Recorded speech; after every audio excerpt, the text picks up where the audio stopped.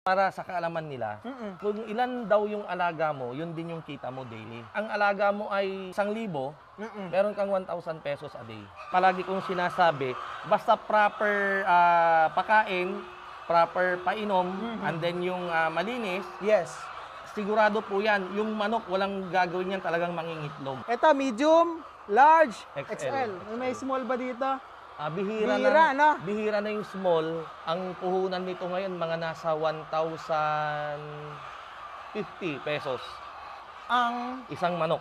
Napakalaki kasi ito yung pinaka bread and butter ko. Wala naman akong ibang negosyo kundi ito, ano? yung mga nauna niyang kinita sa pagpupugo, ininvest niya po dito, nakabili ng property, ng sasakyan, nakapagpatayo. Halos galing na lahat, sir, sa kinita po ninyo. Oo, kasi ano tayo yung kinikita natin, kumbaga sa sugal, niro-roll natin eh. Nire-reinvest. Roll ng roll. Oo, roll ng roll. Subukan nyo itong mga ganitong klaseng negosyo, yung layers, nang sa ganun ay magkaroon po kayo ng additional income. Imagine that, guys.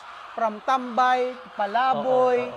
nanangutang, na ngayon, very successful dito sa livestock industry. Negosyo po yung magdadala sa atin sa yung ikagiginhawa ng buhay natin.